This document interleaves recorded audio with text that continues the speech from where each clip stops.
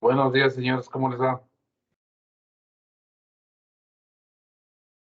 Buenos días, Inge. Buenos días, Inge. Buenos días con todos. Buenos días, Catherine. Déjenme regular la cámara.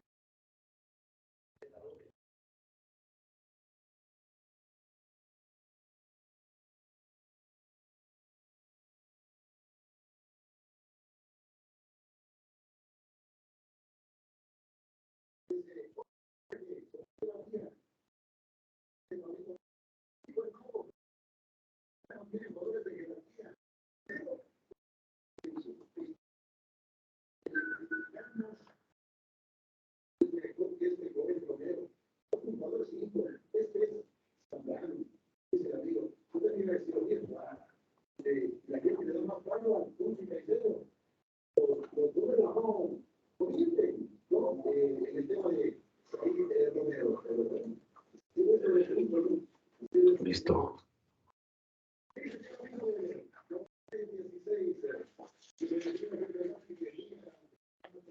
Ya vamos.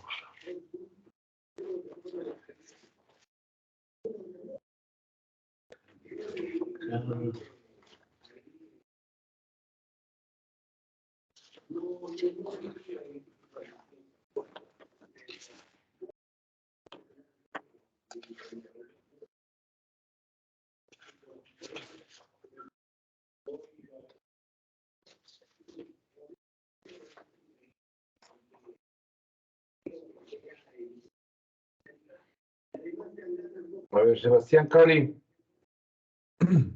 Alejandro.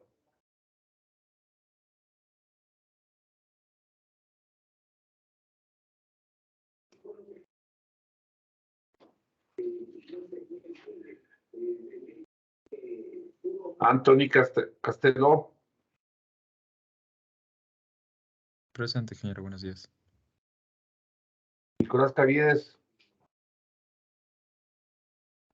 Presente, Inge, buenos días. Buenos días. Melanie Chávez. Presente, Inge, buenos días. Buenos días. Franklin Checa. Presente, profe, buenos días. Buenos días. Luis Clavón. Presente, Inge, buenos días. Nicole Cortés. Raquel.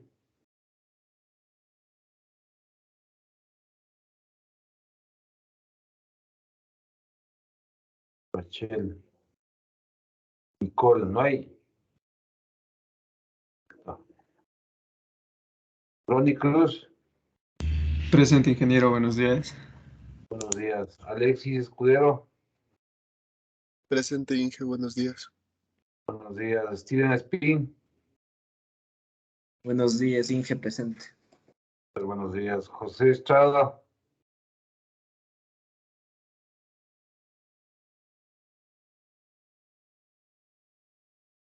Eric Flores. Presente, Inge, buenos días. Buenos días. Brian Gómez. Buenos días, Inge, presente. Buenos días. Ramiro Aro.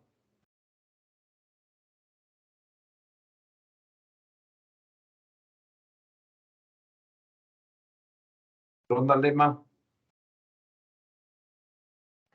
Presente, profe, buenos días. Buenos días. Sebastián Mediavilla.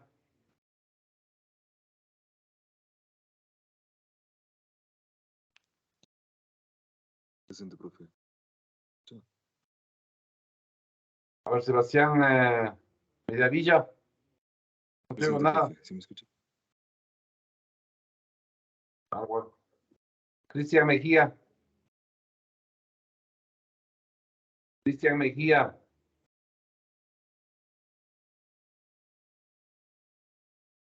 Dani Montenegro. Presente, Inge, buen día. Buenos días. Juan Montoya. Presente, ingeniero, buenos días. Buenos días. Byron Morales.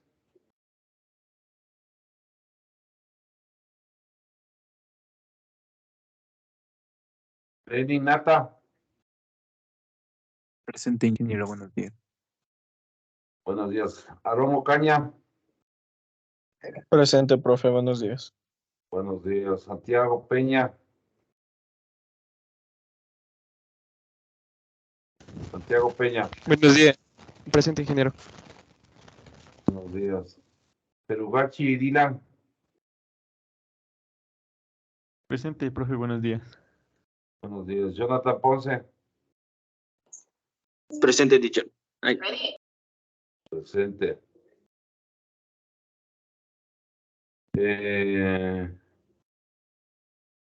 Leonardo Quevedo.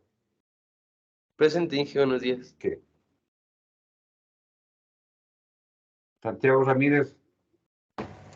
Presente, Inge, buenos días. Buenos días. Miguel Zafla.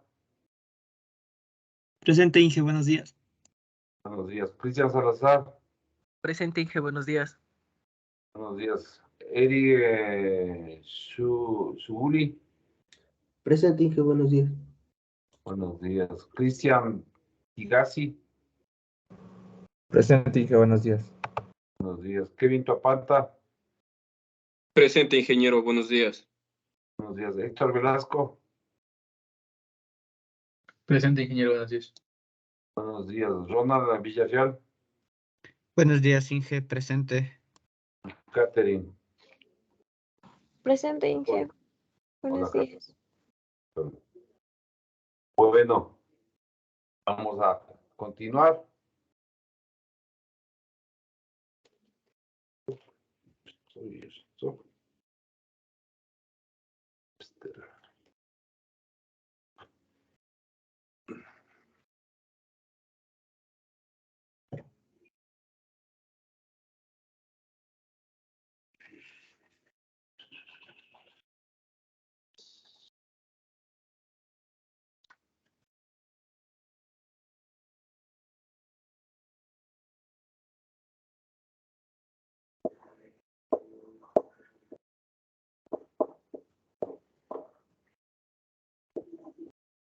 Vamos a ver otro estado de carga, las fuerzas de corte. Fuerzas cortantes generalmente se les pone con la letra B, se les designa así. Y obviamente ya de lo que hemos visto, ¿qué me va a generar estas?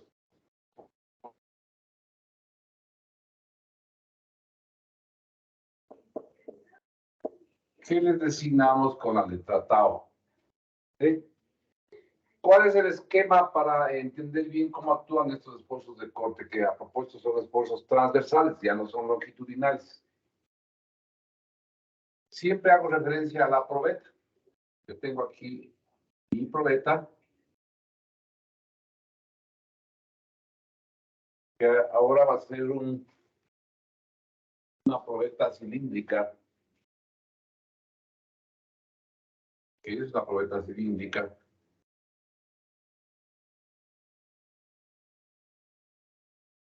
¿Así? ¿Qué hago con esta probeta?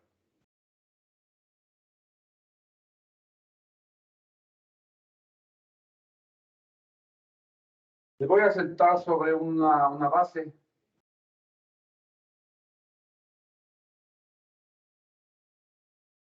Cogemos la radio.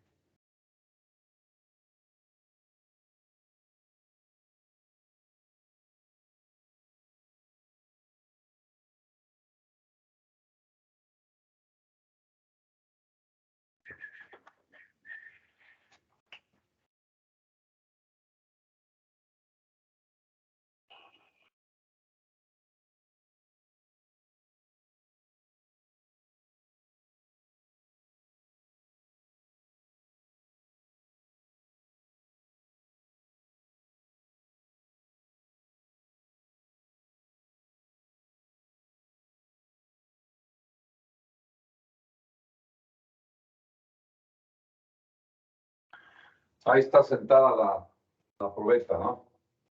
Esto tiene un ancho, llamémosle A. ¿Sí?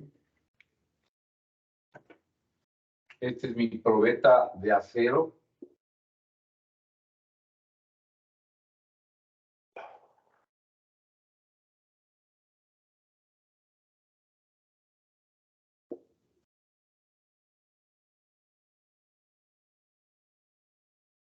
de acero estructural.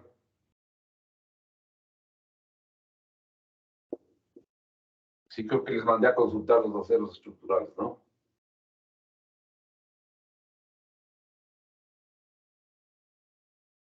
Y obviamente la probeta tiene un diámetro como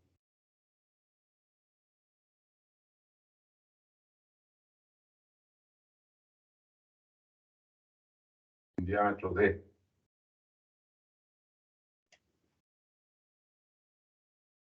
estas bases que está en negro es un asiento, es una base que tiene unos filos muy pronunciados, filos cortantes se les llama. Estos, ¿no? Estos. Y también es de un acero, es de acero esa base. Un acero de alta resistencia, no estructural.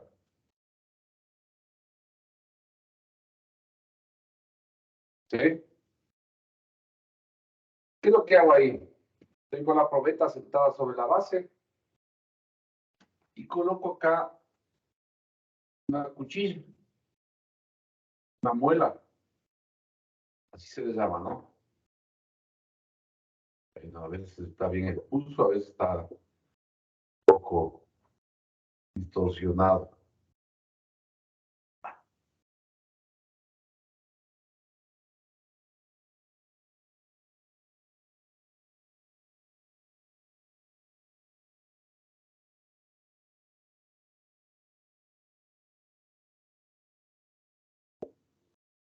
Se le llama una muela, una cuchilla, que también es de acero, es del mismo acero, un acero de alta resistencia. Le asiento yo aquí esta cuchilla y le voy a aplicar aquí una carga, una fuerza F. ¿Sí? Ese es mi esquema. Y este esquema, ¿sí?, de la base, de la cuchilla, es una maquinita, es una máquina de laboratorio, un equipo de laboratorio. ¿Qué se le conoce como la máquina o equipo el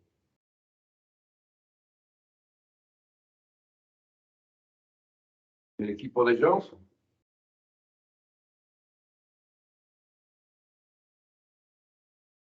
O máquina de Johnson. ¿Sí? Existe el laboratorio, o existía en el laboratorio.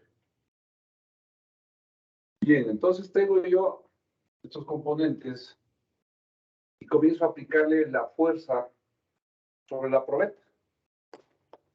Entonces, el rato que yo aplico la fuerza, aquí hay una presión muy fuerte, ¿no? Acá también hay una presión, se asienta la probeta, otra presión fuerte, y acá también. Pero aquí yo tengo unos filos cortantes, como tengo acá también estos filos cortantes ahí. ¿Sí? Entonces, entendiendo qué pasa con la física del problema, inicialmente aquí hay una presión fuerte sobre la probeta.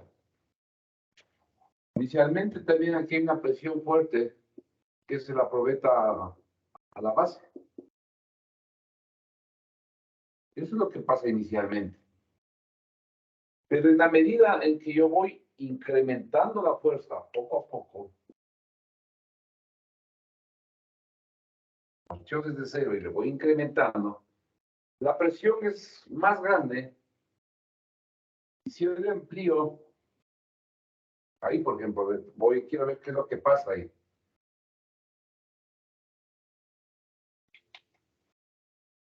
Y amplío ese detalle, tengo aquí la probeta.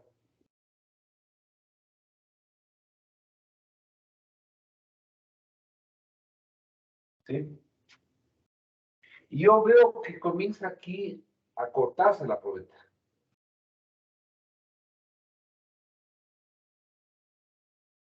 ¿Sí?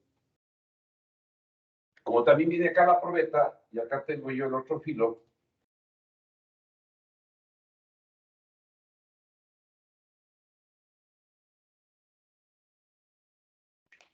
Y aquí la probeta también comienza a hacer eso. Tanta la presión aquí, viene y se bajó ya un poquito para acá. ¿Sí? Entonces, como que comienza a cortarse la probeta, así se llama. Nuevamente le amplío esto aquí. Y yo voy a tener que la probeta, lo que está pasando, vamos a ampliar, ¿no? Con microscopio, lo que sea, bien, bastantísimo eso. Y yo lo que veo es que aquí hay unas fuerzas, ¿sí?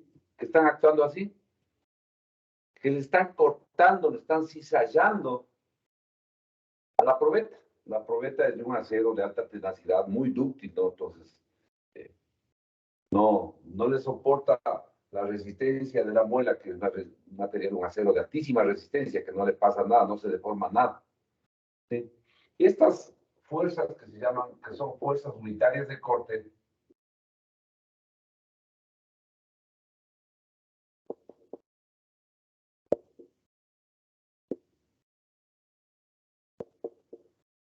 son los famosos esfuerzos de corte.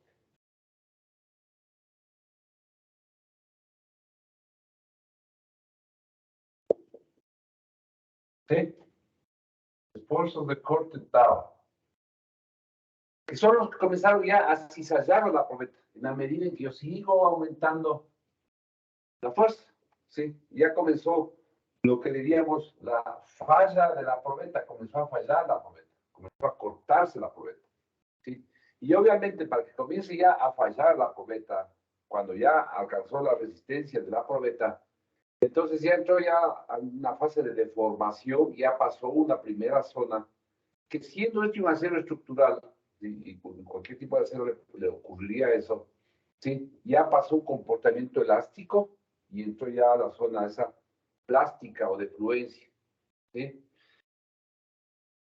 Antes de entrar a la curva esa, yo sigo ampliando el asunto, ¿sí? Y ahora amplío yo esta parte, digo, voy a tomar este puntito de aquí, punto A.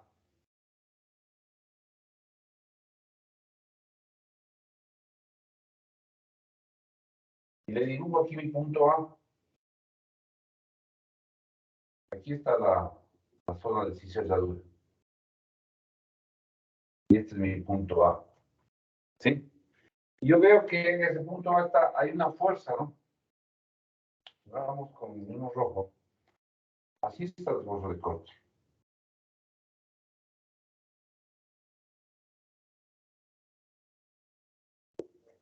Bien. Entonces, ¿qué es lo que está haciendo este esfuerzo de corte? Le tiende a desplazar acá al punto, a distorsionarle, hacer de esto el punto. ¿Sí?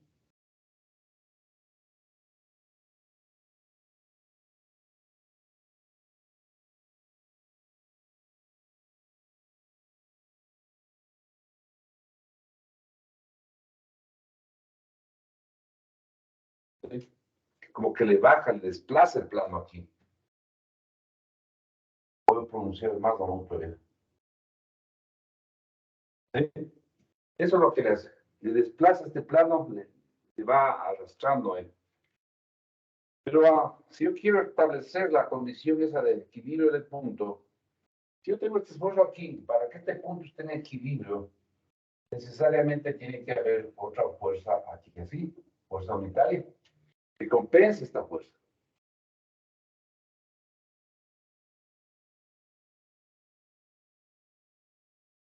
Pero aún así, estas dos fuerzas se quedan generando ¿qué? Un momento, ¿no? Están haciendo girar al punto. No hay equilibrio todavía. Necesariamente tiene que aparecer un par que equilibra eso. ¿Sí? Y ahí sí, el punto va a estar en equilibrio. Entonces, este es el punto A.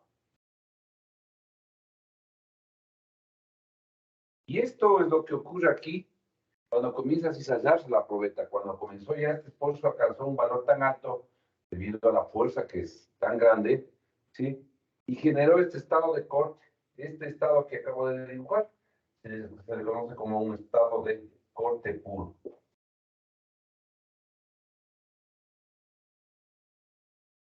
Estado de corte puro, ¿sí? Entonces vean ustedes, los esposos de corte actúan por pares, ¿sí? Y esa se llama la ley del esposo cortante. Le llaman ley de reciprocidad del esposo cortante, pero no tiene mucho sentido. Así siempre, cuando ustedes ven un estado de corte puro, es ese. Así como cuando veíamos el capítulo anterior, estado de tracción puro, es este. En equilibrio. Estado de corte puro es este.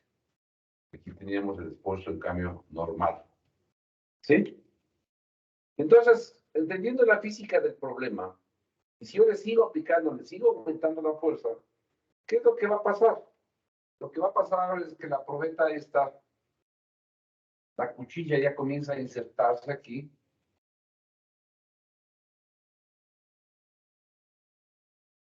¿Sí? Y la probeta ya falló, se cortó aquí así, y esta parte se vino acá, ya se metió acá. ¿Sí? Pues ahora la probeta está cizallada. Y esto ya es cuestión, es rapidísimo, ¿no? Esto es cuestión de segundos, que comienza a cizallarse, a cortarse, hasta que la pedazo ya queda cortada la probeta totalmente.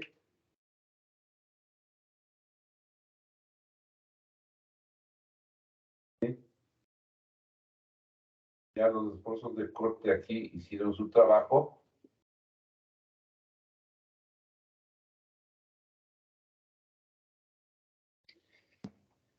En la parte inicial, cuando recién comenzó a cortarse, que fue por aquí, fue por acá, esto es muy brillante. Súper brillante, porque se dio un contacto fortísimo, ¿no? Sí, un desgaste tan grande como acá también. Pero ya cuando prácticamente se inició el corte y lo otro ya es abrupto, se desplaza nomás y se corta acá y pasa acá el pedazo de probeta. Entonces, esta parte es muy brillante. Esta parte ya es opaca. ¿Sí? Y esa es una falla típica, característica por corte. Y además se ve que se superponen aquí unas capas por efecto de corte. ¿Sí? Aquí se ve una superposición de capas. ¿Sí? Por el efecto de corte. Falla típica por corte. Para hacer peritajes, ese tipo de cosas. ¿Sí? Bien, entonces, si nosotros pudiéramos hacer, qué sé yo, colocar por aquí unos sensores muy pequeñitos, ¿no? O ver mediante un sistema, qué sé yo, de rayos X, ver la probeta, el material, el acero, ¿sí? Entonces podríamos ver lo que dije inicialmente, cómo se va iniciando el corte, cómo se va desplazando este plano, cómo se va distorsionando. Y aquí hay un ángulo. ¿Ven que se distorsionó y aquí hay un ángulo? Y yo le voy a llamar gamma, esta distorsión, porque después el elemento como se va a quedar es así.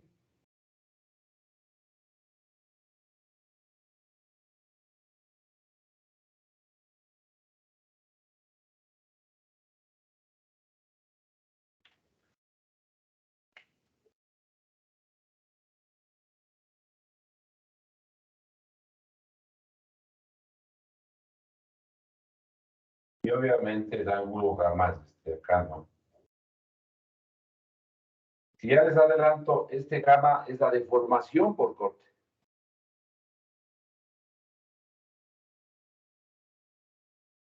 Deformación unitaria por corte. Es decir, donde existe tau, hay una deformación por corte. Así como aquí donde existe este esfuerzo, hay una deformación unitaria axial, el épsilon. Ahora la deformación por corte es este gamma, ese ángulo de distorsión. De tal manera que, decía, si tenemos unos sensores ahí, yo pudiera establecer lo que vendría a ser ahora para corte la curva esfuerzo-deformación. Entonces, es así. Inicialmente, piensa esto así, exagerando, ¿no? ¿Ya? Resulta que tengo una curva muy similar al caso de esfuerzos normales, pero ahora en corte. Tengo la zona elástica, la zona 1. Aquí es donde ya comenzó a fallar, a fluir, donde comenzó ya a darse esto, aquí. Ya se cizalló, aquí. Aquí yo diría que tengo un esfuerzo de fluencia al corte. S, sub S, E, sub C, perdón. Le voy a poner así. Como también aquí yo tendría una resistencia última, SUC, resistencia última del corte. Aquí ya se rompió, aquí ocurrió lo que dije, ya se desplazó totalmente la probeta, pasó todo esto. Yo pudiera determinar aquí una deformación máxima al corte.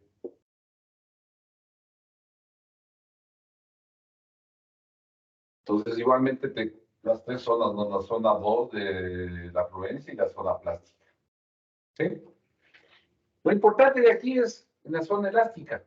También tengo aquí una pendiente que me da la rigidez del acero, el módulo de elasticidad al corte. Apareció otra propiedad mecánica.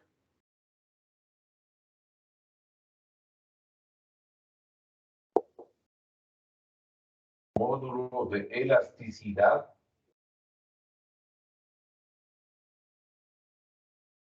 al corte. ¿Sí? Vean ustedes, y pasa exactamente lo mismo que ocurrió en el caso de esfuerzos normales. La resiliencia al corte, la tenacidad al corte, ¿sí? Está toda esta área. Ahora, ustedes van a decir, no es lo mismo. No es que las propiedades del corte son iguales a las propiedades de la tracción, en el caso del acero, que es más importante, ¿no? ¿Sí? Por ejemplo, este G, módulo de elasticidad al corte, es 0,4 veces el E, es menor. ¿Sí? Si este da 2 por 10 a la sexta, este es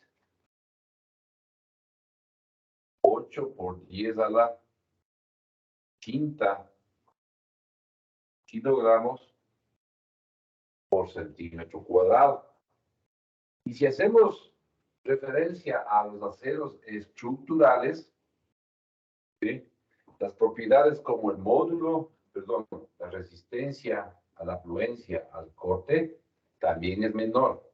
Hay un factor K, ¿no? Que relaciona estas propiedades con las propiedades de la tracción. ¿Sí? Este factor K es 0,6. Esto para el caso del acero estructural. ¿Sí? Entonces son menores, inferiores las propiedades al corte que a la tracción. ¿Sí? Pero resulta que un montón de elementos en ingeniería, de máquinas, de estructuras, etcétera, trabajan aquí, al corte. ¿Sí? Las juntas soldadas, juntas empernadas, remachadas, típicamente trabajan aquí a corte. Después hemos de ver otro capítulo y otro estado de cargas que es el estado torsional, cuando hay torsión, cuando hay transmisión de potencia. También, ¿qué es lo que me genera ese efecto? Ese efecto del torque aplicado. Me genera esfuerzos de corte, no de tracción, de corte. ¿Sí? Como el primer efecto más importante. Entonces, el comportamiento a corte, si estas fuerzas de cortantes, que también se llaman fuerzas de cizalladura. ¿Sí? O esfuerzos de cizalladura. Esto es sumamente importante y este es una prueba de laboratorio que deberían hacer ustedes. No sé si haya la máquina todavía, no sé si no haya. ¿Sí? En el laboratorio es una práctica fundamental, esencial, obligatoria que se hace en mecánica de materiales. ¿Sí? No sé quién está, me parece que está Marco Carrión ahora encargado de estas pruebas de laboratorio. No sé si tiene clara la idea. No lo sé. Pero bueno, lo importante es que esta práctica de laboratorio es vital, justamente para evidenciar lo que les acabo de describir, les acabo de detallar. ¿Sí? Entonces, estamos, ¿no? Hay una curva también al corte. Esto, obviamente, ¿cómo le podría hacer esta curva? Siempre y cuando yo tendría los sensores, ¿no? Los medidores ahí, para detectar y ver cuánto es lo que se va distorsionando los planos del elemento. Hay una manera más fácil de obtener esta curva también al corte, pero es mediante una prueba de torsión, como les digo, porque en torsión también se generan estos esfuerzos de corte. Y ahí sí se puede hacer esta curva, pueden hacer, porque los sensores de eso no hay en el laboratorio, ni nunca ha habido. Pero mediante una prueba indirecta de torsión, yo saco la curva de esfuerzo de formación al corte. Vital, clave, ¿no? Entonces, lo que ustedes pueden ver aquí, no solo en esta área, ¿no? Ocurre que aquí se generó el corte y acá también se generó el corte, obviamente, ¿no? Hay dos planos de corte.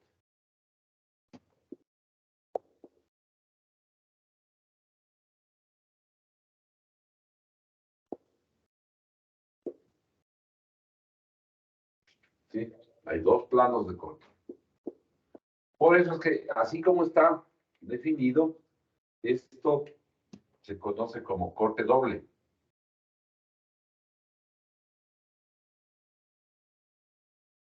De tal manera que si yo quiero determinar los esfuerzos de corte,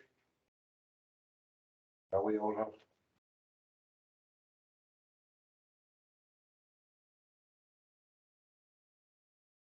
El tau va a ser igual a la fuerza F sobre las áreas de corte, ya vemos. Pero las áreas de corte son dos veces el área de la probeta. Pues está cizallando esto aquí. Es decir, esto va a ser igual a 2 pi diámetro al cuadrado sobre 4.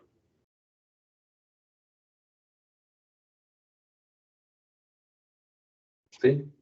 Y así es como yo determino el esfuerzo de corte. Y este esfuerzo de corte para el diseño, para poder garantizar que no vaya a fallar por corte el elemento que esté analizando, el perno, la soldadura, lo que sea, tiene que ser menor o igual al esfuerzo admisible al corte. La misma ecuación que hemos utilizado en esfuerzos normales, el mismo criterio. Hay un esfuerzo admisible al corte, que obviamente es un esfuerzo de trabajo que va a estar trabajando por aquí, ¿no? Para que me dé seguridad al elemento. Y este es igual al esfuerzo de fluencia al corte sobre un factor de seguridad al corte, que ya no es el mismo factor de seguridad para el esfuerzo normal, este es al corte. Entonces aquí está el esfuerzo de fluencia al corte, este de acá, y el factor de seguridad que establecen las normas, que recomiendan las normas, ¿sí? Para un trabajo a corte, es de 2.2, un poquito mayor al esfuerzo normal. Sí, es el estándar, es el regulado, es el que establece las normas para elementos que están trabajando a corte. Utilizar mínimo un factor de seguridad de 2.2. ¿Sí?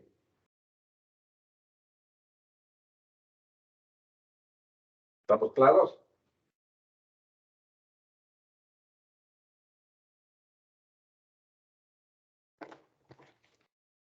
Bueno, voy a borrar. Continuar. Si estás grabando, ¿quién es el coordinador? Caterine, tú creo que es la coordinadora, ¿no? Catherine. Sí, se está grabando la clase, profe. ¿Y aquí es el coordinador? No, yo no soy el Yo coordinador, sí, es Katherine mismo. ¿Quién es la Catherine? aquí estoy, Inge. ¿Y por qué no me contestas? Ah, Es que tengo problemas con mi micrófono, Inge, pero sí empecé a grabar la clase desde el inicio. problemas, ahí está, clarito te escucho yo. Ah. Bueno.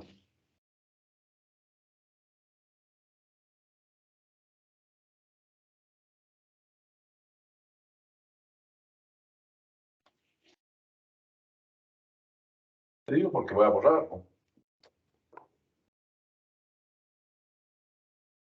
Entonces, yo les mandé, delante de los trabajos sin que entregarme a investigar toda la lista, la gama de aceros estructurales en base a las normas ASTM, que son las normas americanas, pero son realmente mundiales, donde encuentro yo las especificaciones, las características de los materiales, y en particular de los aceros, y en particular de los aceros estructurales. Entonces, la ASTM tiene una gama de aceros. El más conocido es el acero, el A36, el acero estructural, el más conocido, que se conoce desde hace 50 años. Ahora hay mejores aceros estructurales, hay otros nuevos, etcétera, etcétera. Pero este acero A36 tiene un esfuerzo de fluencia de 36 KSI. Me da el mínimo esfuerzo de fluencia que existe de estos aceros. ¿Sí? Entonces, las propiedades al corte no se enlistan, en los manuales de los aceros no me dan las propiedades al corte. Pero yo ya sé que para acero estructural hay una relación a ese coeficiente K, que es de 0,6. Por lo tanto, el esfuerzo de fluencia al corte va a ser igual a 0,6 veces el esfuerzo de fluencia a la tracción. ¿Sí? Por lo tanto, este esfuerzo de fluencia al corte, ¿cuánto me da? 21.6, ¿no? Vean ustedes. Y si quisiera sacar yo para este acero A36 el esfuerzo admisible, va a ser igual a ¿qué? 21.6 sobre 2.2. ¿Cuánto me da eso, Catherine?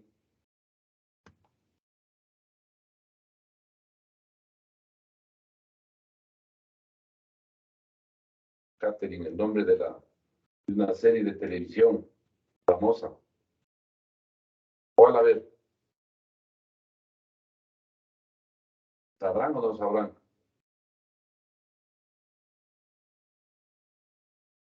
Ah. Me da 9,81. ¿Cuál? ¿Cuánto me da? 9,81.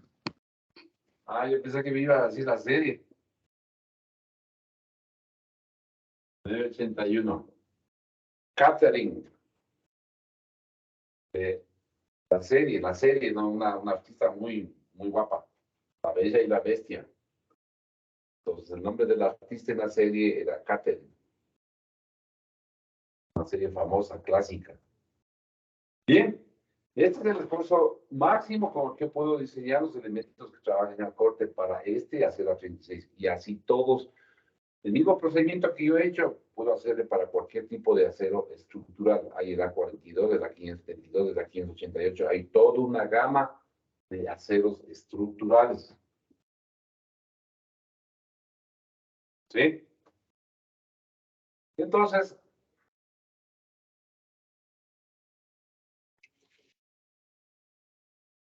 una aplicación de estos esfuerzos de corte para poder hacer problemas, de una gran gama de problemas, son las famosas, así les llamo el nombre general, conexiones estructurales.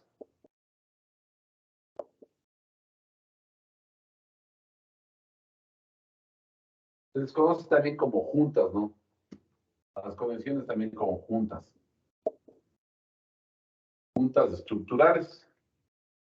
Y hay una serie de juntas dependiendo de los materiales que yo utilizo para las juntas, ¿no? Si yo quiero unir dos materiales con soldadura, Esa es una junta soldada. Si yo quiero unir los dos materiales con pernos, junta empernada. Si quiero unir los dos materiales con remaches, junta remachada. ¿Sí? Cojamos esta última, hagamos referencia a una junta remachada. ¿Sí? Entonces, digamos que yo tengo un elemento aquí así y otro elemento aquí así.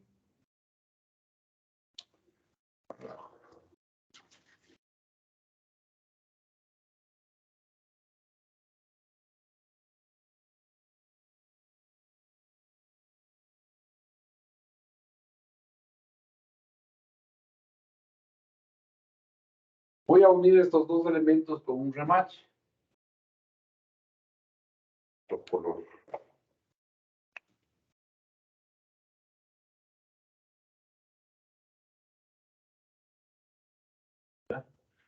Ese es el remache. Entonces, aquí tengo dos elementos. Este, que son los que voy a unir. ¿Sí? Y el que me va a servir para unir esto es este. Remache. Tengo estos dos elementos. El que yo voy a unir siempre toma el nombre de material base. Y el que estoy utilizando para unir este material base es el material de unión. En este caso es el remache, que también se le conoce con el nombre de roblón.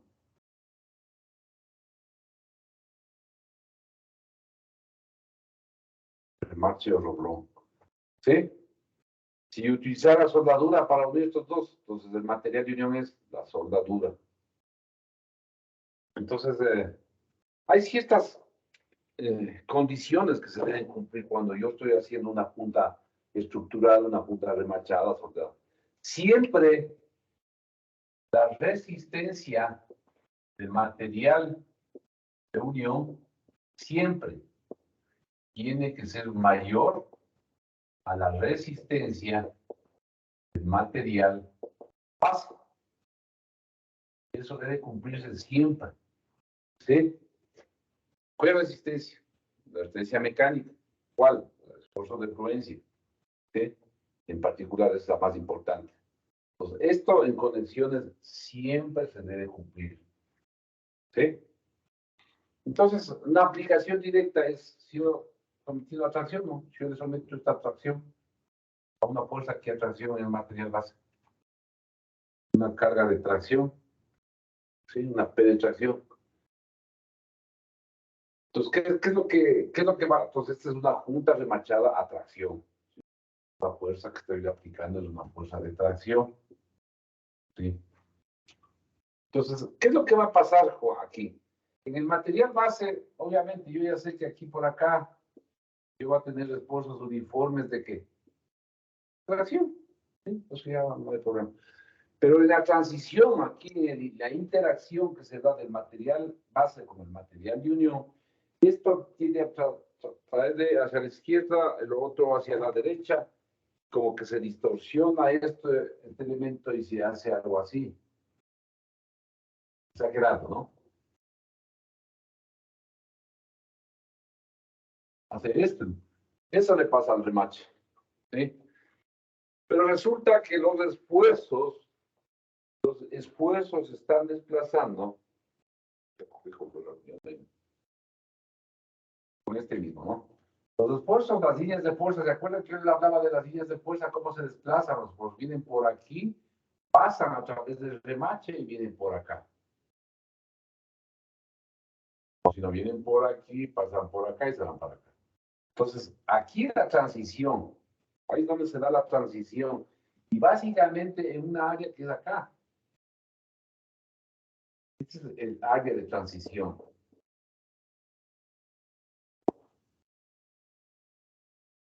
que yo puedo ver qué es lo que está pasando ahí en esa área. Y ya ustedes pueden adelantarse. ¿Qué está sucediendo ahí? Hay un efecto de corte ahí. Tengo esto. Cortándole ahí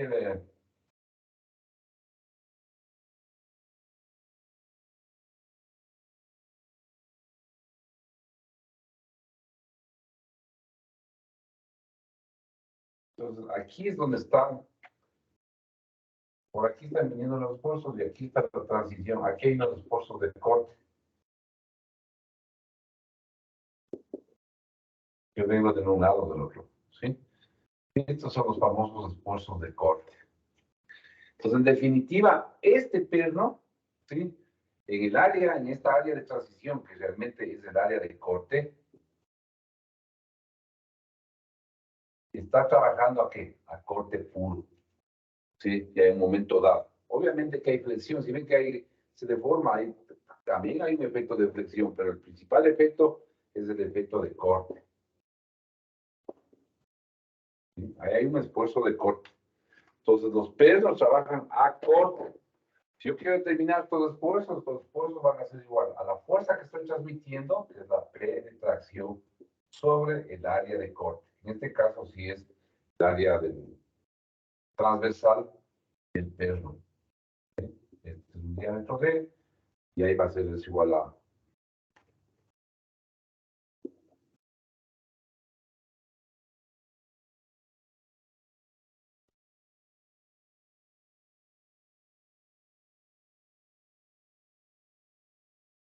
¿Sí? Y para que no vaya a fallar el remache, esto tiene que ser menor o igual al esfuerzo admisible. Lo mismo que hacemos siempre.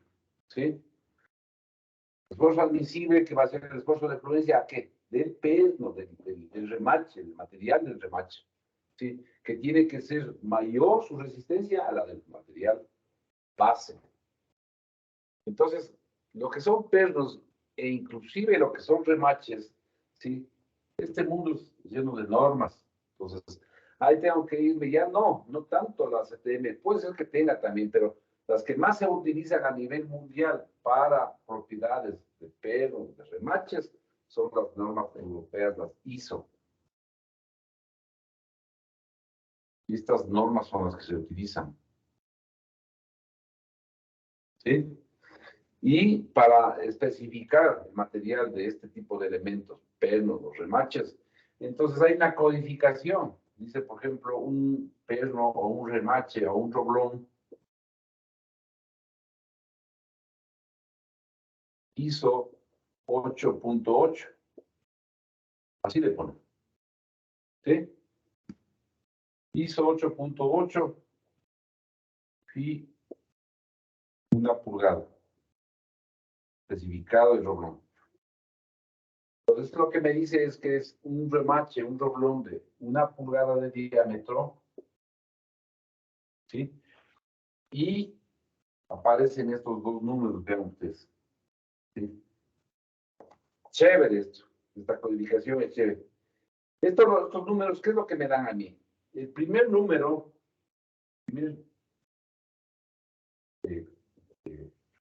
fracción número del código, lo que me da es que este número 8 que aparece ahí, multiplicado por 10, me da la resistencia última a la tracción, ¿sí? Del material del roblón. ¿En qué unidades? Es en megapascales, pero yo le trabajo directamente y con una pequeña aproximación en kilogramos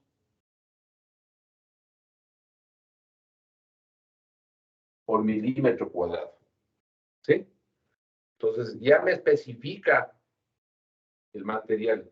Y el producto de los dos números, 8 por 8, que es, en este caso viene a ser 64, me da el esfuerzo de fluencia a la tracción en la misma unidad, en kilogramos por centímetro cuadrado.